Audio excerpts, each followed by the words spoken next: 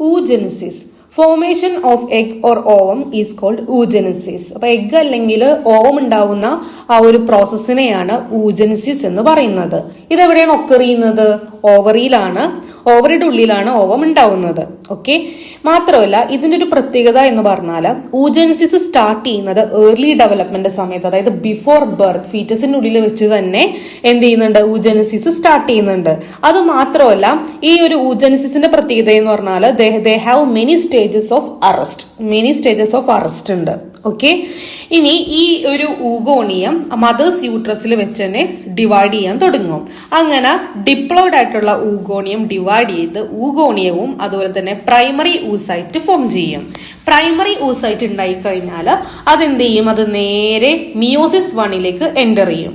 അവിടെ വെച്ചാണ് അത് ആദ്യമായിട്ട് ഫസ്റ്റ് അറസ്റ്റ് നടക്കുന്നത് meiosis 1 meiosis 1 at G2M check point.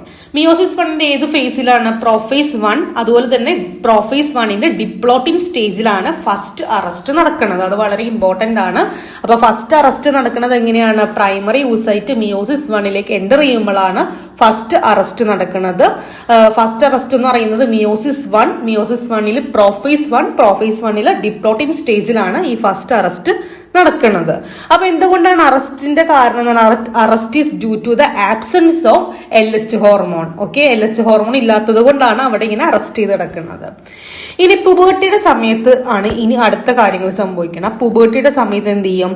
Number of hormonal changes occur. അതായത് ആ ഒരു പുബേർട്ടിയുടെ സമയത്താണ് നമുക്ക് ഹോർമോൺ പരമായിട്ടുള്ള കുറെ മാറ്റങ്ങൾ ഉണ്ടാവണം. അന്നേരം ലുറ്റനൈസിങ് ഹോർമോണിന്റെ അളവൊക്കെ കൂടും. അതായത് ലുറ്റനൈസിങ് ഹോർമോണൊക്കെ സെക്രീറ്റ് ചെയ്യും, അതിന്റെ അളവൊക്കെ കൂടും. അന്നേരം ഈ പ്രൈമറി ഊസൈറ്റ് എന്ത് ചെയ്യും? നേരത്തെ പറഞ്ഞ മിയോസിസ് 1 ഫുൾ ആയിട്ട് കംപ്ലീറ്റ് ചെയ്യും. ഓക്കെ, അങ്ങനെ മിയോസിസ് 1 കംപ്ലീറ്റ് ചെയ്ത് എന്ത് സംഭവിക്കും?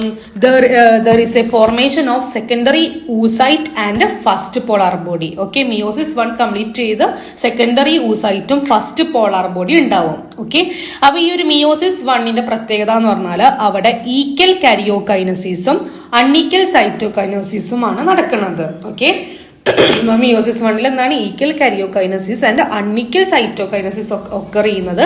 അതിന്റെ ഫലമായിട്ട് സെക്കൻഡറി ഊസൈറ്റും ഫസ്റ്റ് പോളാർ ബോഡിയും ഫോം ചെയ്യും. ഓക്കെ, ഇനി അടുത്ത സ്റ്റെപ്പ് എന്ന് പറഞ്ഞാൽ this enter into meiosis 2. ഇനി അടുത്ത ഇതെന്ന് പറയുന്നത് ഇവര് മിയോസിസ് 2 എൻ്റർ ചെയ്യും. ഓക്കെ, മിയോസിസ് 2 എൻ്റർ ചെയ്യുമ്പോൾ അവിടെ വെച്ച് സെക്കൻഡ് അറസ്റ്റ് നടക്കുകയാണ്.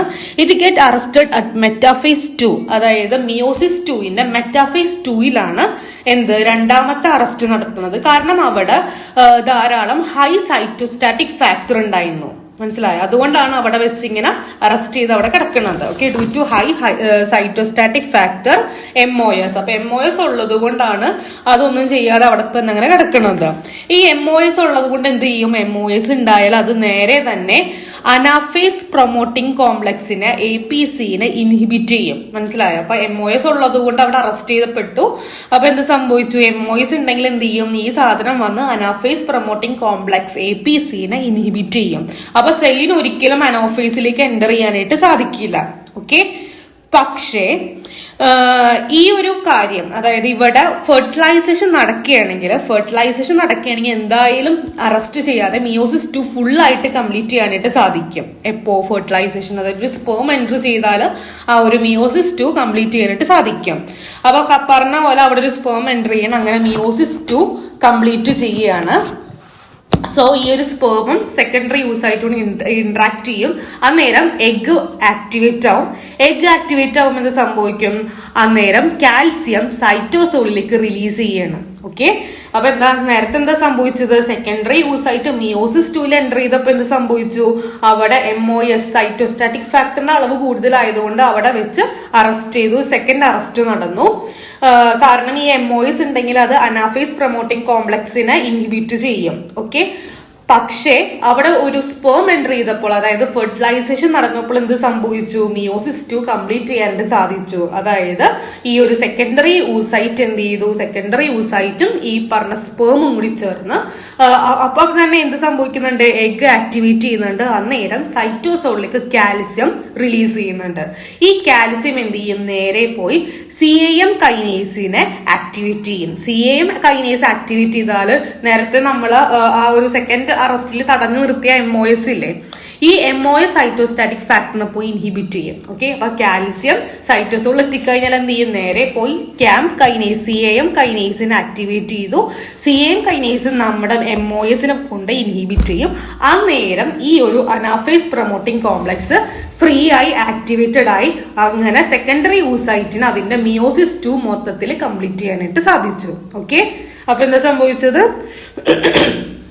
സെക്കൻഡറി ഊസൈറ്റ് മിയോസിസ് 2 കംപ്ലീറ്റ് ചെയ്യുമ്പോൾ എന്തായിട്ട് സംഭവിക്കും, അവിടെ എഗ് ഉണ്ടാവുന്നുണ്ട്, സെക്കൻഡ് പോളാർ ബോഡി ഉണ്ടാവുന്നുണ്ട്, പോളാർ ബോഡി പിന്നീട് ഡീജനറേറ്റ് ചെയ്ത് പോകുന്നുണ്ട്. ഇതാണ് ഊജെനിസിസ് എന്ന് പറയുന്നത്. ഓക്കെ, അപ്പൊ ഊജെനിസിന്റെ പ്രത്യേകത എന്ന് പറഞ്ഞാല് സിംഗിൾ ഹാപ്ലോയിഡ് എഗ് ആണ് ഉണ്ടാവുന്നത്. പിന്നെ ഉണ്ടാവുന്ന എഗ് എന്ന് പറയുന്നത് എങ്ങനെയാണ്, നോൺ മോട്ടൈലാണ്, അനങ്ങാത്തതാണ്, വളരെ ലാർജ് സൈസ് എഗ് ആണ്. പിന്നെ ഇതിന് ഏറ്റവും പ്രത്യേകത ഞാൻ പറഞ്ഞ പോലെ അണ്ണീക്കൽ സൈറ്റോകൈനസിസ് ആണ് ഇവിടെ നടക്കുന്നത്. അപ്പോഴാണ് പോളാർ ബോഡി ഉണ്ടാവുന്നത്. ഓക്കെ, പിന്നെ സെക്കൻഡ് അറസ്റ്റ്, 2 അറസ്റ്റ് ഉണ്ട്. ഫസ്റ്റ് അറസ്റ്റ് നടക്കുന്നത് G2M ചെക്ക് പോയിന്റിന്റെ അവിടെ, അതായത് മിയോസിസ് 1ന്റെ പ്രോഫേസ് 1നുള്ള ഡിപ്ലോട്ടിൻ സ്റ്റേജിലാണ് ഫസ്റ്റ് അറസ്റ്റ് നടക്കുന്നത്. സെക്കൻഡ് അറസ്റ്റ് നടക്കുന്നത് മിയോസിസ് 2ന്റെ മെറ്റാഫേസ് 2ലാണ്. അതെന്തുകൊണ്ടാണ്, കാരണം അവിടെ MOS ഉള്ളത് കൊണ്ടാണ്. MOS എന്ത് ചെയ്യുന്നുണ്ട്, അനാഫേസ് പ്രൊമോട്ടിംഗ് കോംപ്ലക്സിനെ ഇൻഹിബിറ്റ് ചെയ്യുന്നുണ്ട്. ഇത്രയും കാര്യങ്ങളാണ് ഊജെനിസിസിൽ പഠിക്കാനുള്ളത്.